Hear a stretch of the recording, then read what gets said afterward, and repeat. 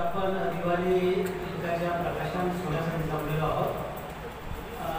मराठी भाषेला अभिजात दर्जा मिळावा यासाठी अनेक प्रयत्न झाले, त्यामध्ये दिवाळी अंकाचा पण सहभाग आहे हे काढून जमणार नाही, कारण ही परंपरा महाराष्ट्रामध्ये मोठी आहे आणि म्हणून मराठी भाषेला अभिजात दर्जा मिळाला त्याचे सगळे प्रतिबिंब दिवाळी अंकातून उमटलेले आहे। मी थोडक्यात बोलणार आहे, मला पुढचे 2 कार्यक्रम आहेत, तर मन विषयावर मी थोडक्यात बोलणार आहे। मन हे इतका आगाध आहे तर त्याची तुलना फक्त आकाशाशी होऊ शकते। तुम्ही कुठल्याही दिशेला उभं राहा आणि आकाश बघा, आकाश पूर्ण तुमच्या नजरेत येत नाही, ते पाठीमागे राहतं। तुम्ही झोपलं तर वर दिसेल पण बाजूचं दिसणार नाही, कारण आकाश अखंड आहे। तसंच हे मन आहे। आतापर्यंत कितीतरी शास्त्रज्ञ झाले, त्यांनी पाण्यातून वीज शोधली, ओडिशातून हिरे शोधले, मातीतून खनिजे शोधली, पण या शरीरातून मन शोधलेलं नाहीये। इतकं ते कलाकार आणि गुणरम्य आहे।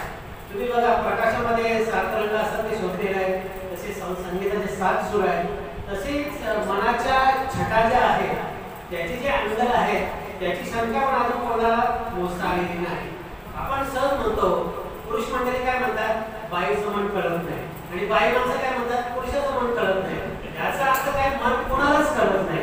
हा ठसठसीत पुरावा आहे मनाचा, याच्यापेक्षा मोठा पुरावा देण्याची काही गरज नाही। तुम्ही संत परंपरेचा विषय निघाला म्हणून सांगतो की संत जे आहेत ते मनापासून संत असल्यामुळं त्यांच्यामध्ये अपार प्रेम भाव होता, आणि म्हणूनच रहिदास सारखे संत म्हणायचे की मन चंगा तो कडो तुम्ही गंगा।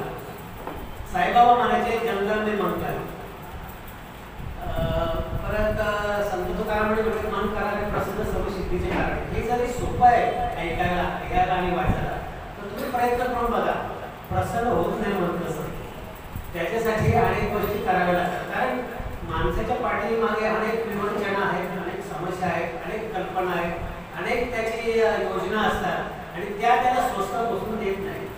ध्यान करताना सुद्धा नमन करायला सांगतात। हे नमन म्हणजे मन विरहित राहणं, हे शक्य होत नाही। बसून बघा तुम्ही, 5 मिनिटं झाली तर तुम्हाला वाटतं का 400 मिनिट झाली, 10 मिनिटं झाली तुम्हाला वाटतं आता टीव्हीला चांगला कार्यक्रम लागेल, 15 मिनिटं झाली तर तुम्हाला वाटेल आता मला नंतरचा होईल।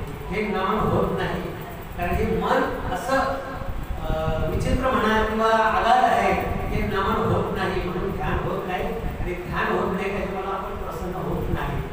परंतु आज दिवाळी अंकाच्या प्रकाशनाच्या वेळी आपण प्रसन्नतेने बसलेलो आहोत, हीच एक जमेची बाजू आहे। एवढं बोलून मी माझ्या भाषेत